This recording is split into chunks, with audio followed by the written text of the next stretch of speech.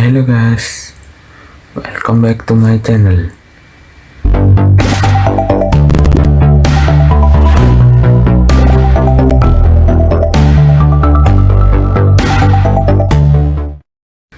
Aku Muhammad Faisal Kurnia dengan NIM 2201 1040 1062 dari program studi film dan televisi.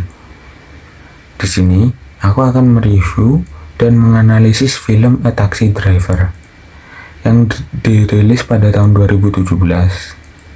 Film ini disutradarai oleh Jang Hoon dan dibintangi oleh Song Kang Ho, Thomas Kretschmann, Yoo Hae Jin, Ryu Jun Yeol, Park Hyuk Kwon, dan Choi Gue Ha. Untuk sinopsisnya yaitu A Taxi Driver diambil dari kisah nyata. Film ini berpusat pada seorang sopir taksi dari Seoul yang secara tidak sengaja mendengar bahwa dia bisa mendapatkan 100.000 won. Kim segera pergi menuju tempat reporter itu menunggu dan membawanya ke Gwangju, sehingga membuatnya terlibat dalam pemberontakan Gwangju pada tahun 1980. Yuk, mlebu nang penjelasan nih.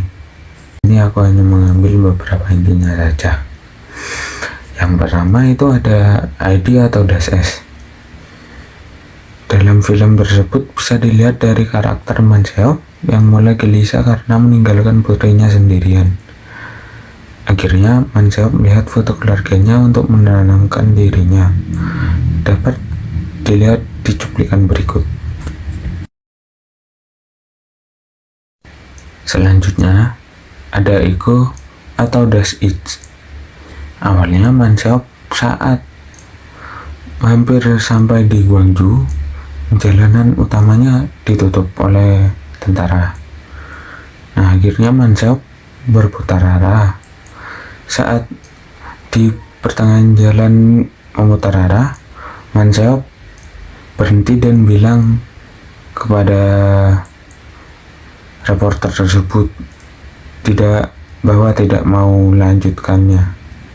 Namun karena Man Seok membutuhkan uang, akhirnya ia mencari jalan lain untuk menuju Gwangju. Dapat dilihat di klip berikut ini. Nah, yang ketiga ada super ego atau Das Uber Eats. Saat Man Seok meninggalkan Peter di Gwangju, saat dia berhenti untuk makan, dia melihat berita dan gosip yang berada di sana, yang sebenarnya terjadi di Gwangju, dan berita berbeda. Pada saat itulah Peter berpikir untuk kembali menuju Gwangju. Bisa dilihat di klip berikut ini.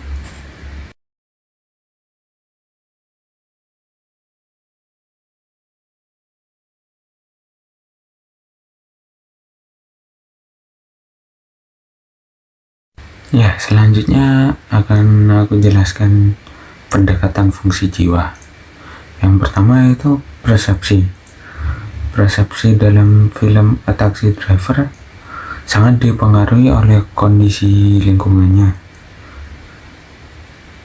Saat pertama, sopir taksi itu Man Seok awalnya hanya peduli dengan keuntungan dan berusaha mengambil kesempatan untuk mengambil jurnalis Jerman Peter ke Gwangju karena tarif yang lebih tinggi. Namun, setelah melihat sendiri situasi di sana, persepsinya berubah dan ia memutuskan untuk membantu Peter mencari informasi dan melaporkan kejadian tersebut ke dunia luar. Yang kedua, ada motivasi. Motivasi ini saya ambil dari karakter Peter yang memiliki motivasi kemanusiaan dalam melakukan perjalanan ke Gwangju. Ia ingin melaporkan kebenaran tentang kejadian di sana ke dunia luar dan membantu orang-orang yang terjebak dalam konflik tersebut. Yang ketiga, ada emosi. Karakter utama Manseop awalnya hanya memikirkan uang ketika ia setuju untuk membawa seorang jurnalis asing bernama Peter ke kota Gwangju. Namun ketika ia melihat keadaan yang sebenarnya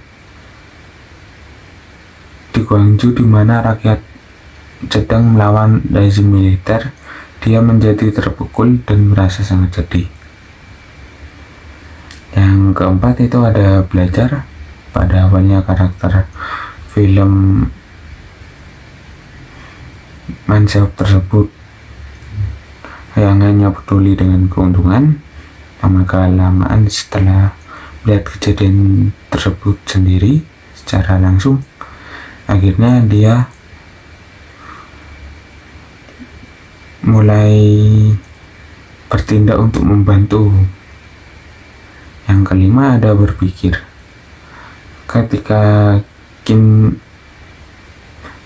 Manseop dan Peter melewati beberapa pos pemeriksaan militer yang sangat ketat, Manseop memikirkan tentang resiko yang mungkin terjadi jika mereka tertangkap. Dia memikirkan strategi untuk menghindari mereka dan memastikan mereka tidak tertangkap.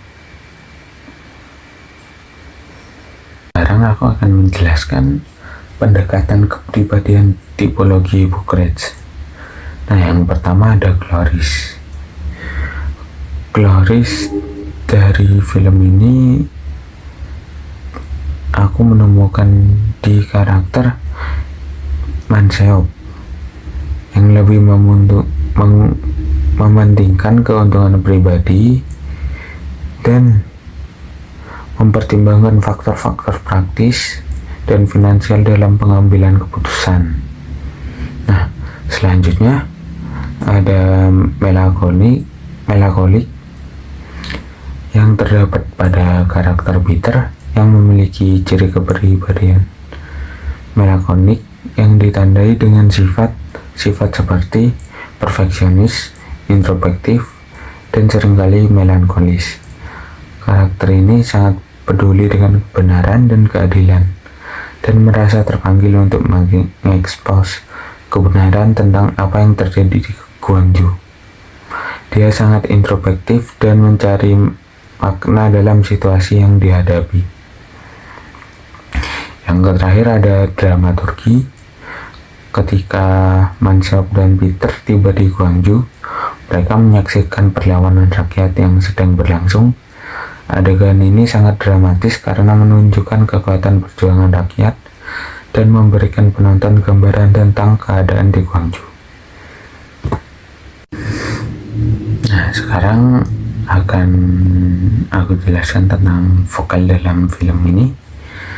Nah, vokal Manseop marah yaitu pada scene dimana saat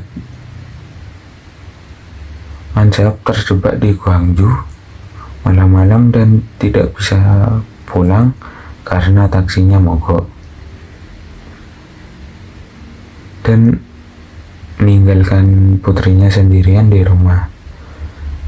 Jadi dia marah ke Peter dan menyalahkan Peter. Dapat dilihat pada klip berikut.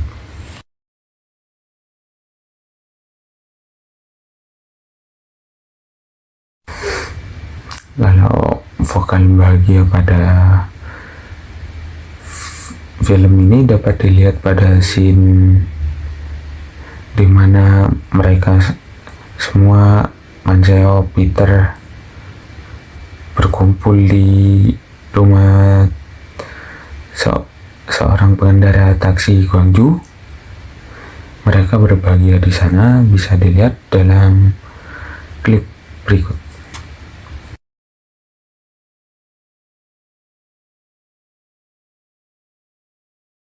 Untuk vokal sedihnya pada scene Manseop dimana akan tertidur menceritakan apa yang terjadi dirinya kepada Peter yang dapat dilihat pada scene berikut ini, klip berikut ini.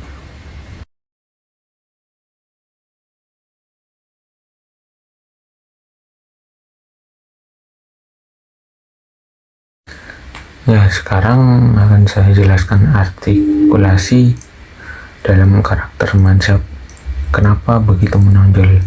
Nah, karena dalam kemampuannya dalam mengekspresikan emosi karakter dengan sangat kuat. Dalam film ini, Mansap mengalami berbagai perubahan emosional, mulai dari kegembiraan, ketakutan, frustasi, hingga rasa keadilan yang sangat kuat. Song Kang-ho berhasil menangkap setiap nuansa emosi tersebut dengan penuh keaslian dan membuat penonton benar-benar terhubung dengan perasaan yang dialami karakter Mansap tersebut. Nah, pembentukan suara menurutku itu pembentukan karakter Mansap yang diaktori oleh Song Kang-ho sudah bagus, dengan berbagai emosi, suara rendah maupun tinggi sudah bagus. Untuk pernapasan suaranya sudah baik, dengan intonasi suara yang tepat dengan emosi yang terjadi.